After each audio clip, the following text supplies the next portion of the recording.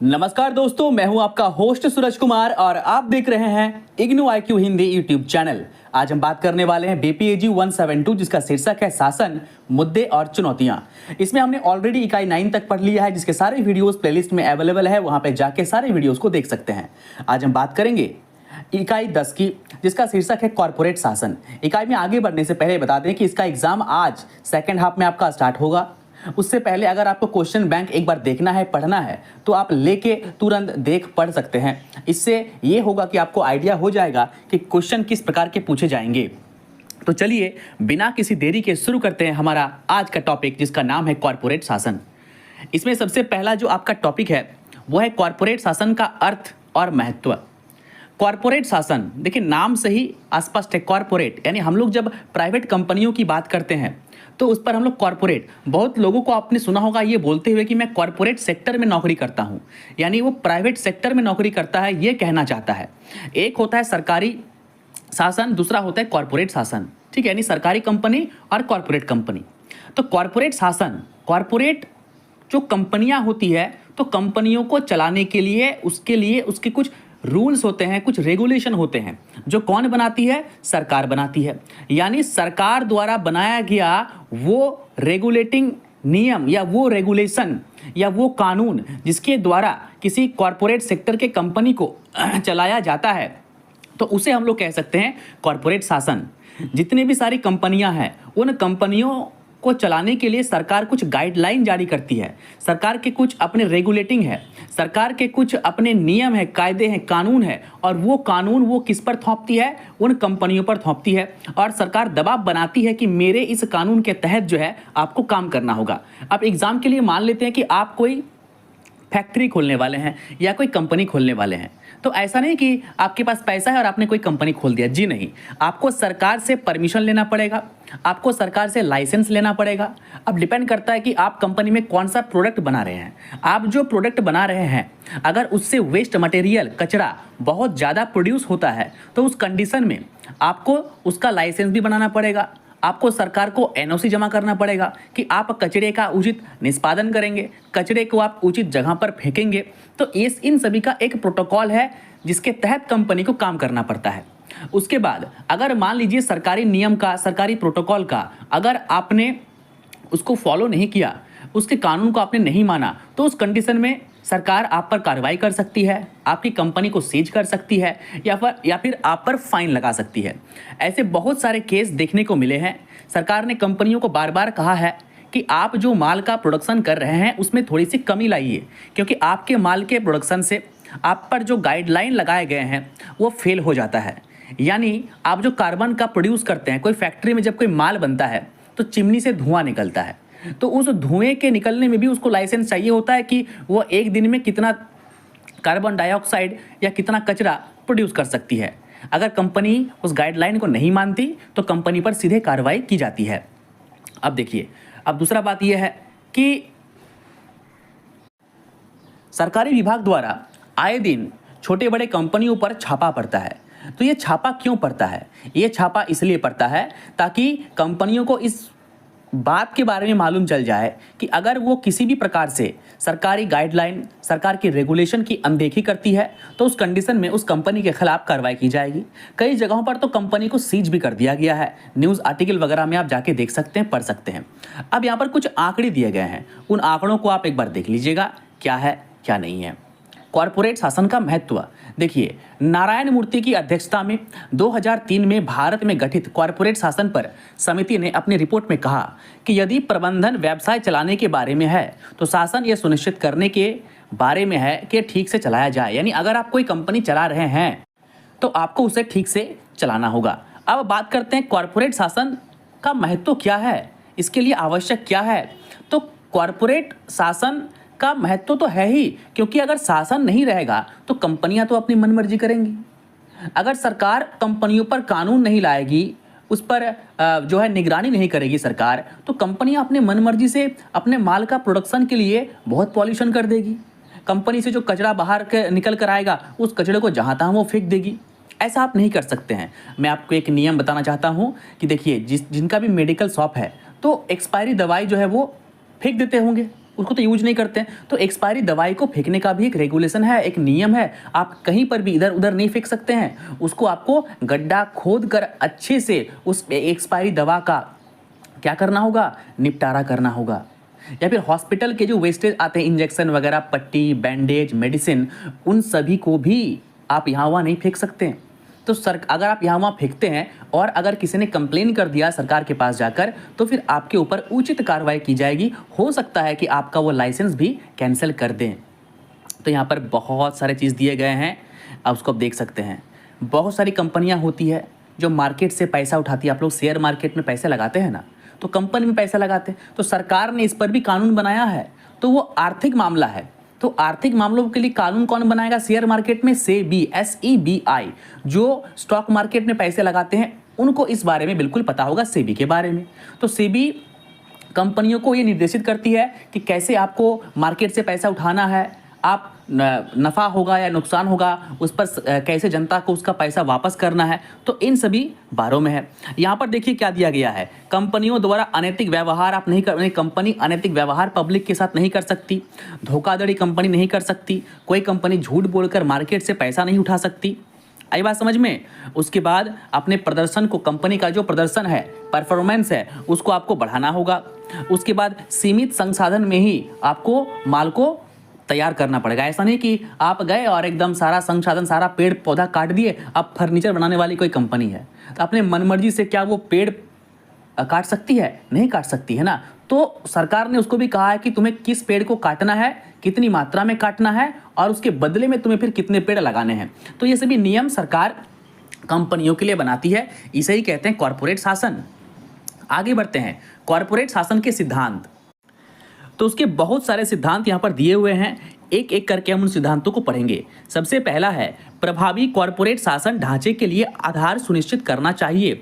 आधार का अर्थ होता है कि आप जो कंपनी बनाएंगे तो वो कंपनी बेसलेस नहीं होना चाहिए, उस कंपनी का कोई आधार होना चाहिए, कंपनी मजबूत होना चाहिए। क्योंकि हो सकता है कि कंपनी में आप वर्कर को सैलरी नहीं दे रहे हैं, 6 महीने से सैलरी कंपनी काट के रखी है।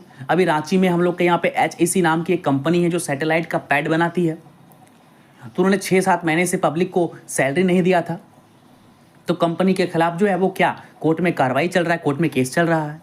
दूसरा है शेयर धारकों और प्रमुख स्वामित्व अधिकारों के अधिकार, यानी कंपनी में अगर कोई शेयर होल्डर ने पैसे लगाए हैं तो आपकी कंपनी पर उनका उतना ही अधिकार हो जाता है जितना, मतलब आप उनका जितना अधिकार है आपका भी उतना अधिकार हो जाएगा। अगर कंपनी का इक्विटी आपने 5% लिया हुआ है तो उस कंपनी पर आपका 5% का अधिकार हो जाता है। अब कंपनी अगर मुनाफा कमाती है तो कंपनी अगर ये नहीं बोल सकती आपको कि मैं आपको पैसे नहीं दूंगा, यानी आपको उसको पैसा देना ही पड़ेगा।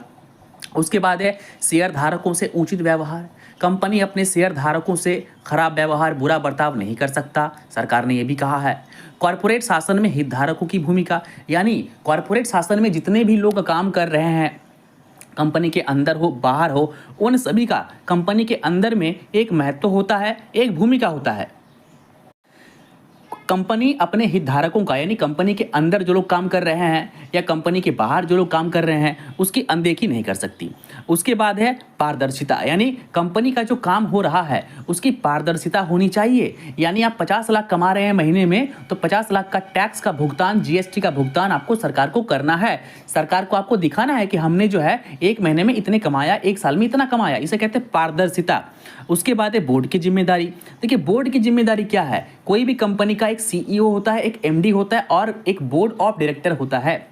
यानी कंपनी का CEO और MD चाहकर भी कुछ अनुचित फैसले, यानी वैसे फैसले जो सरकार के खिलाफ हो, नहीं ले सकती, क्योंकि बोर्ड ऑफ डायरेक्टर फिर उसका विरोध करना शुरू कर देगा। क्योंकि बोर्ड ऑफ डायरेक्टर बनाया ही इसलिए जाता है कि कंपनी को मजबूत करे, कंपनी के शासन को मजबूत करे और कंपनी का ध्यान रखे।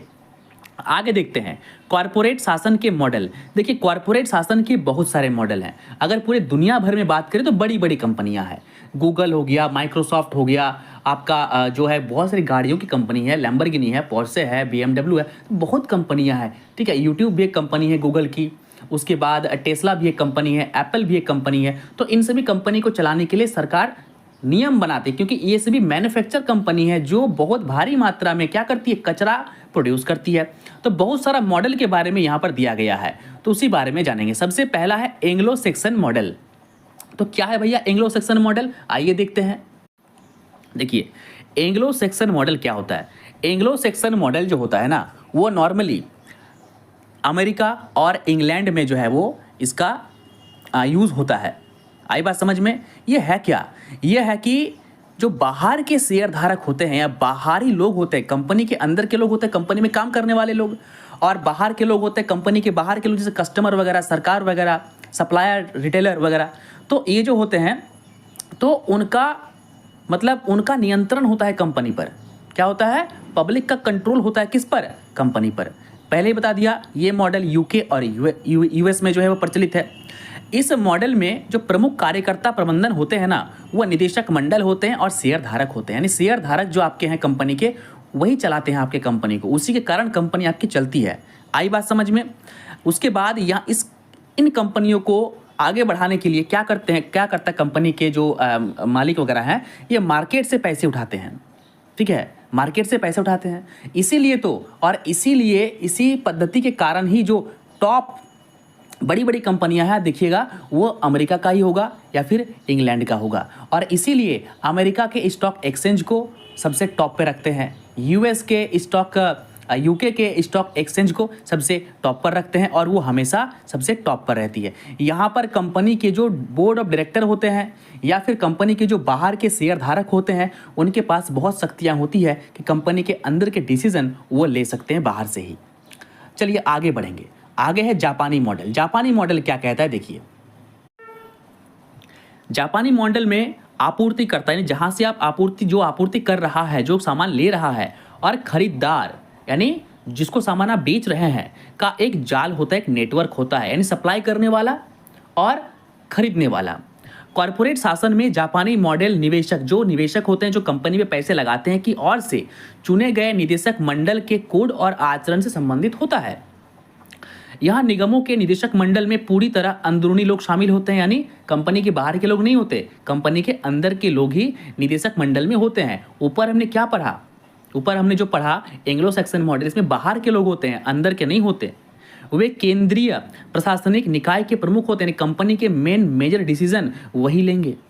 आगे बढ़ते हैं। कॉन्टिनेंटल मॉडल यानी फ्रैंको जर्मन मॉडल। ये मॉडल क्या कहता है, ये मॉडल जर्मन मॉडल यूके और यूएस और जापान मॉडल से बिल्कुल विपरीत है, बिल्कुल अलग है। कुछ कारक जापान मॉडल के समान है, कुछ चीज़ जो है ना जापान का मॉडल का मिलता जुलता है, बाकी अलग है। एग्जाम्पल के लिए अगर देखें तो जर्मनी में निगमों के दीर्घकालिक दाव बैंक द्वारा आयोजित किए जाते हैं, वे जापानी मॉडल के समान है, जहां बैंक अधिकारी जापानी निगमों के दावों का प्रतिनिधित्व करती है। यानी जापान में क्या होता है, आपको किसी बैंक ने लोन दिया, अब आपकी कंपनी का डिसीजन उस बैंक भी ले सकती है। आपकी कंपनी लॉस में जा रही है तो बैंक आपको सजेस्ट करेगी, आप ऐसा करो, आप वैसा करो, आप लॉस को कवर करो, लाभ की कंडीशन में आओ।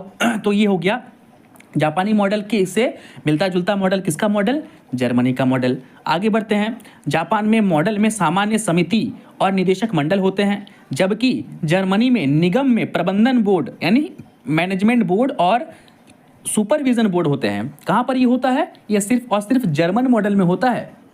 यानी वो बोर्ड क्या करती है ना, कंपनी के सभी चीज़ों का सुपरविजन करती है कि हर एक काम, अगर कोई काम फैक्ट्री का काम है तो फैक्ट्री में अच्छा से माल बन रहा है कि नहीं, डिस्ट्रीब्यूटर उस माल को अच्छा से सप्लायर तक पहुंचा रहा है कि नहीं, कस्टमर का रिव्यू क्या है नहीं है, इन सभी चीज़ों को कौन कहाँ पर होता है, तो जर्मनी मॉडल में इन सभी चीज़ों को देखा जाता है। अगर आप मुझसे पूछे कि सर कौन सा मॉडल सबसे अच्छा है, तो मैं कहूँगा जापानी मॉडल, और जर्मन मॉडल जो है सबसे अच्छा है। चलिए आगे बढ़ा जाए। अब आगे बढ़ते हैं। आगे है कॉर्पोरेट शासन का विकास, अंतर्राष्ट्रीय और राष्ट्रीय परिदृश्य। देखिए कॉर्पोरेट शासन का सबसे पहले अंतर्राष्ट्रीय विकास देखते हैं, यानी अंतर्राष्ट्रीय लेवल पर इस शासन को कब जरूरत पड़ा कि ये कॉर्पोरेट पर भी नियम लगाना जरूरी है, कंपनियों पर भी प्रतिबंध लगाना, कंपनियों के लिए नियम बनाना, कंपनियों को अपने दायरे में रखना कब सरकार को लगा कि जरूरी है, जब घोटाले होने लगे। क्या होने लगे, घोटाले। कंपनियां सरकार से चोरी छिपे टैक्स की चोरी करने लगी, कंपनियों के द्वारा जो है वो अत्यधिक प्रोडक्शन किया जाने लगा, इससे पॉल्यूशन बहुत फैला।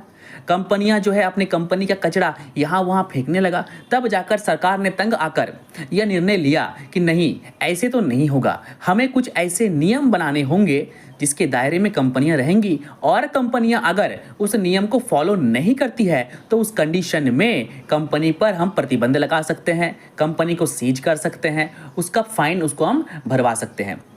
चलिए तो देखिए 1980-90 के दशक और 2000 की शुरुआत में एनरॉन, वर्ल्डकॉम और यूएस में आर्थर एंडरसन और यूके में मैक्सवेल और पॉलीपैक जैसे बड़ी कंपनियों द्वारा बहुत सारा घोटाला किया गया। कैसा घोटाला?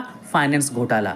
यानी देखिए बहुत सारी कंपनियां क्या होती है ना, कागजों पर बनती है। क्या बनती है? कागजों पर बनती है। सरकार से लोन लेती है और नहीं चुकाती है, तो इसीलिए ये नियम बनाया गया। कई सारे एक्ट लाए गए।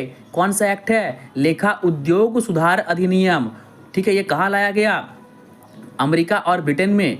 उसके बाद सर्वश्रेष्ठ आचार संहिता कैडबरी कोड को लागू किया गया ताकि कंपनियों पर क्या कर सके? सरकार नियंत्रण कर सके, सरकार अधिकार कर सके। उसके बाद कैडबरी रिपोर्ट जब आया तो कैडबरी रिपोर्ट 1995 में आया, और उस रिपोर्ट में क्या कहा गया कि कार्यकारी वेतन पैकेज के बारे में बात करेंगे भारतीय यानी राष्ट्रीय परिदृश्य पर कि भारत में इसका विकास कब हुआ। देखिए भारत में कॉरपोरेट कानून का विकास औपनिवेशिक युग का वंशज है, जहां कई पिछली कंपनियां विधानों को समांतर अंग्रेजी विधानों के आधार पर देखिए भारत में तो पहले बड़ी बड़ी कंपनियां थी नहीं, कंपनियां नहीं थी। औपनिवेशिक शासन आया, अंग्रेज आए भारत और उन्होंने कंपनियां खोली, कपड़ों का कंपनी और भी बहुत सारे प्रोडक्ट, जूता वगैरह का कंपनी, या फिर जो उनका वहाँ का कंपनी था इंग्लैंड का, उन कंपनियों को वो इंडिया लाए। ठीक है, तो जब ऑलरेडी वो अपने इंग्लैंड में औद्योगिकरण की शुरुआत कर चुके थे, ऑलरेडी वहाँ पर अपना कानून ला चुके थे कंपनियों को लेकर, तो जब वो भारत में भी कंपनियां बनाई, भारत में उद्योग बढ़ाया, तो भारत के कंपनियों पर भी क्या किया उन्होंने यही नियम, यही रेगुलेशन लगा दिए। और बाद में जब हम आज़ाद हो गए तो हमने भी उसी चीज़ को फॉलो किया। किसको? जो नियम अंग्रेजों ने बनाए थे। हाँ, उसमें कुछ कुछ हमने सुधार किया, कुछ कुछ नए कानून उसमें जोड़े। अब देखिए यहाँ पर क्या बोला है। यहाँ पर बोला है कि आज़ादी के बाद सरकार ने H.C. भाभा की अध्यक्षता में वर्ष 1950 में भारतीय कंपनी अधिनियम 1913 को संशोधित करने के लिए समिति नियुक्त किया। नहीं, संशोधन, अंग्रेजों ने जो कानून बनाया था उसका इन्होंने क्या किया? संशोधन किया। आई बात समझ में? चलिए उसके बाद और क्या देखेंगे हम, ये जो समिति बना, ठीक है, ये भाभा वाला समिति, इस समिति की सिफारिश और अंग्रेजी कंपनी अधिनियमों के कानून के आधार पर लैंडमार्क कंपनी अधिनियम 1956 हमारे संसद भवन में पेश किया गया। कंपनी अधिनियम 1956 1 अप्रैल 1956 को लागू हुआ। यह प्रमुख कानूनी उपकरण है जिसमें निदेशक मंडल और कंपनियों के शासन की भूमिका और उसकी कार्यप्रणाली के बारे में प्रावधान है। चलिए 1991 की बात करें तो 1991 का दौर ऐसा था कि हमारा इकोनॉमी थोड़ा सा कोलैप्स होने लगा था, उसके बाद फिर बूस्ट होने लगा था। इसी समय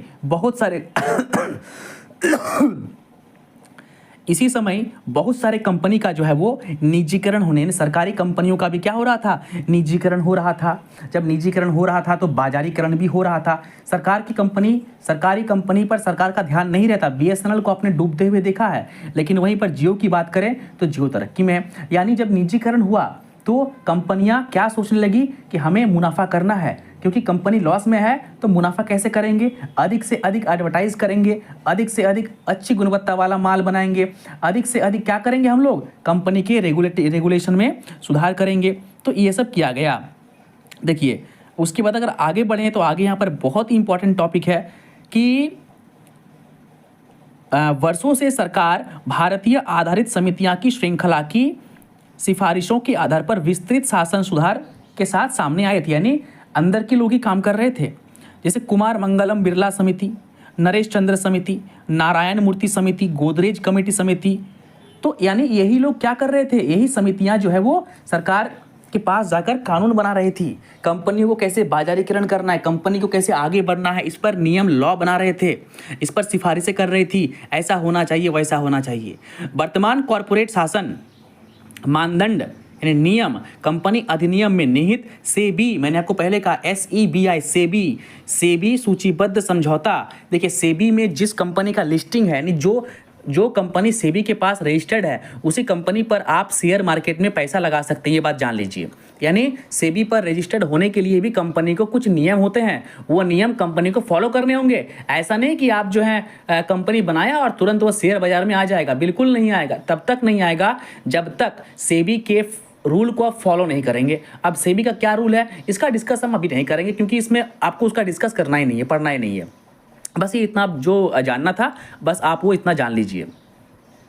चलिए आगे बढ़ा जाए, आगे बढ़ते हैं। कॉरपोरेट मामलों का मंत्रालय, उसका नाम है भारतीय उद्योग परिसंघ, भारतीय प्रतिभूति और विनिमय board, associated chambers of commerce and industry, Bharat के इंस्टीट्यूट ऑफ चार्टेड अकाउंटेंट और institute of company secretaries of India जैसे कुछ संगठन है जो कॉरपोरेट शासन में महत्वपूर्ण भूमिका निभा रहे हैं। अब यहाँ पर नीचे कुछ समितियों के नाम दिए गए हैं और उनका प्रमुख योगदान क्या क्या था दिया गया है, इसकी लिस्टिंग आप देख सकते हैं, इसको आप पढ़ सकते हैं। राहुल बजाज, कुमार मंगलम बिरला, ये सभी बड़े बड़े लोग थे, इनके नाम भी आप जानते होंगे। बिरला कंपनी, ठीक है, बजाज कंपनी, तो उनके नाम पर समिति बनाया गया और उन्होंने कुछ समिति का काम क्या होता है, सरकार को सिफारिशें देना, सरकार को ये बताना कि कंपनी में क्या क्या होना चाहिए, कंपनी का शासन कैसा होना चाहिए, कंपनी पर रूल कैसा लगना चाहिए।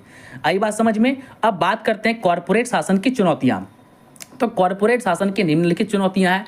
सबसे पहला क्या है, यह सुनिश्चित करने के लिए कि एक प्रभावी प्रवर्तन तंत्र जिससे कि शासन के कोड का पालन किया जाता है और शासन मानकों को बनाए रखा जाता है, यानी ये चुनौतियाँ सबसे बड़ी, यानी शासन के मानक, यानी शासन का जो नियम है, जो बोला गया करने के लिए आपको, उसको मानना सबसे बड़ी चुनौती है। क्योंकि सरकार का गाइडलाइन बहुत जो है वो क्या होता है, हार्ड होता है। तो उस गाइडलाइन को फॉलो करना सही में किसी भी कंपनी के लिए बहुत बड़ा चुनौती है। किसी भी बोर्ड सदस्य के हितों का टकराव जो कंपनी द्वारा लिए गए निर्णयों से प्रभावित कर सकता है। यानी हो सकता है कंपनी कोई ऐसा निर्णय ले जो बोर्ड ऑफ डायरेक्टर को नामंजूर है, तो उस कंडीशन में कॉरपोरेट शासन के लिए चुनौती है। यानी कंपनी आपस में ही, कंपनी के अंदर आपस में क्या हो जाएगा, लड़ाई हो जाएगा। आपने रिलायंस इंडस्ट्री को दो भागों में बढ़ते हुए देखा। अनिल अंबानी ने अपना अलग स्मार्ट कर लिया, रिलायंस स्मार्ट, और जो है रिलायंस जो मेन था वो मुकेश अंबानी के पास चला गया। तो आपने लड़ते हुए उन्हें देखा है। आपने हल्दीराम को बिकते हुए देखा है, हल्दीराम बिक गई। अभी जो हल्दीराम का आता है प्रभु जी बोल के आता है, नाम बदल गया है उसका। चलिए आगे बढ़ा जाए। बोर्ड रूम के निर्णयों में कौशल और दृष्टिकोण का उचित मिश्रण सुनिश्चित करने के लिए बोर्ड की संतुलित रचना। देखिए, यानी बोर्ड रूम में जो निर्णय होगा, ठीक है, उसका मिश्रण, यानी कंपनी के मालिक कुछ चाहेंगे, बोर्ड ऑफ डायरेक्टर कुछ चाहेंगे और सरकार कुछ चाहता है। तो तीनों का मिश्रण जो है उस पर काम करना, तीनों के बात को सुनकर काम करना एक बहुत बड़ा चुनौती है। सभी हितधारकों के प्रति जवाबदेही। आपके कंपनी के जो हितधारक हैं, यानी आपके कंपनी से जो लोग जुड़े हुए हैं, आपका कस्टमर भी है, बोर्ड ऑफ डायरेक्टर भी है, कंपनी में काम करने वाले कर्मचारी भी है, तो उन्हें आपको जवाबदेही देना पड़ेगा कि आपकी कंपनी लॉस में जा रही है, आपने कंपनी के वर्कर को 6 महीने से सैलरी नहीं दिया है, 1 साल से सैलरी नहीं दिया है, तो क्यों नहीं दिया है, उसके पीछे का रीज़न क्या है, ये कंपनी के हितधारक को जानने का अधिकार है। शेयर धारकों और विशेष रूप से निदेशक मंडल और प्रबंधन द्वारा कंपनी के कामकाज की निगरानी। यानी ये लोग कंपनी, आप किसी कंपनी पर अगर शेयर लगाते हैं या आप किसी कंपनी में अगर काम करने के लिए इंटरव्यू देने जाते हैं, तो सबसे पहले आप चेक करते हैं कि नहीं कि ये कंपनी अच्छा है कि नहीं, ये कंपनी सेबी में लिस्टेड है कि नहीं, क्या इस कंपनी में मेरा आगे का फ्यूचर है कि नहीं। ऐसा तो नहीं कि मैं इस कंपनी में अपने 2 साल दूं और कंपनी बंद हो जाए। तो सभी चीज़ आप चेक करते हैं। तो कंपनियों के लिए इन सभी चीज़ों को मेंटेनेंस करना भी एक चुनौती है। चलिए इसी के साथ जो है हमारा ये चैप्टर कॉर्पोरेट शासन होता है ख़त्म। तो जल्दी से जल्दी इस वीडियो को देख लीजिए, और आपको अगर क्वेश्चन बैंक या नोट्स चाहिए तो जो है आप ले सकते हैं दिए गए नंबर पर फ़ोन करके।